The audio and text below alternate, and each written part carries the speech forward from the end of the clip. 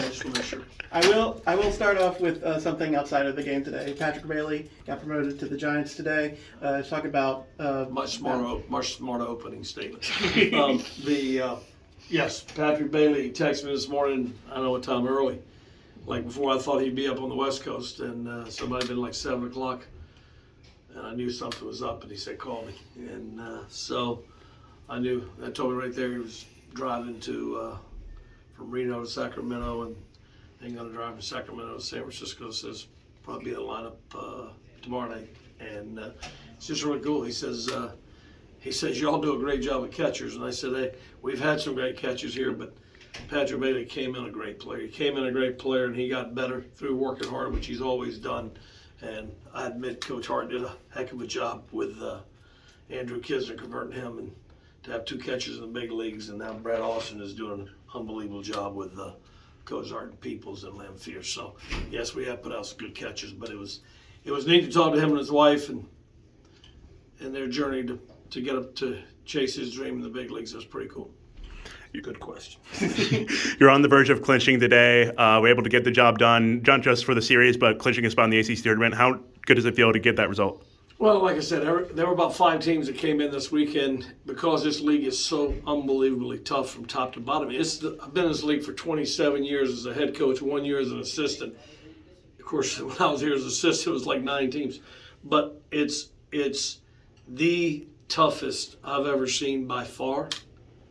And when you're talking about the teams that might not go to the ACC tournament, you're talking about Georgia Tech, you're talking about Virginia Tech, you're talking about Louisville, you're talking about NC State, you're talking about Pitt, and it's just, that's how challenging this league is. And hopefully the committee, when they go to handing out bids, will understand how tough this league is and not look just solely at your conference record. They tell you get your RPI up, so we got our RPI up, and so maybe they'll look at that, and because this team obviously deserves a chance to go to postseason. Had a handful of star performances in this particular matchup. People's popping off again. Harrison had a big night. Rio really stepped up in those middle innings. How important was it for the team to really get those big outings and really lift the team up? People's had another good night, and he's been so terrific the last 4 weeks. He just keeps growing and growing, and it's not, he gets the big hits. You notice that?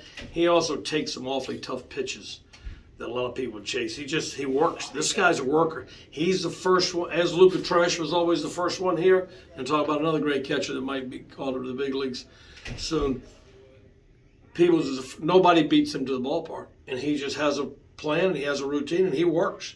And Harrison has been tremendous the second half of the season, and but I think a big story tonight too. They got that 4 spot because Willie didn't have it tonight, and Rio Britton was terrific. I thought the story of the night was Rio Britton. Obviously, you started Dom in the weekend rotation. Seems like midway through you flipped him in Highfill, and now he's coming out of the back end. How has he, kind of taken that change in stride? Not only in stride, but also thrived in it. Well, what he's done as a freshman has been tremendous. You can equate what he's done as what Chris Villeman did here for us, and very similar guys, and he's going to get better and better and better. And you're talking about Patrick getting called to the big leagues, Cozart and Fritton getting the USA invite is just in a long list of guys. I think Tyler put out a list of guys that have been invited to the USA team, which is a great. Practicing with the Team USA, wearing that jersey, it's a different feel. I'm glad for those guys they're gonna get a chance to feel that standing up for the national anthem with that USA jersey on is a little different deal.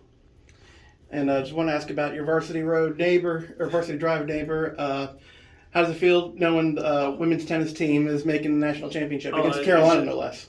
Well, I didn't know all that, but I heard something tonight, and we're right here beside them. Mm-hmm. I have just admired the work that Simon Earnshaw and David Secker do with those tennis players they have. They're tremendous players. I mean, I go over there and watch them practice. I go over there, I talk to them all the time, and the girls are when they won the ACC championship, they came here and they came down and talked to me. We're really close to those two programs because we're right here. But to watch how good a job he's done with that program and how hard they work. It's no mistake they're playing for a national championship. That's no mistake. Trust me, it's not a one-time wonder. It's the hard work they put in, and I just think that's tremendous. Congrats on the way, Coach. Thank you.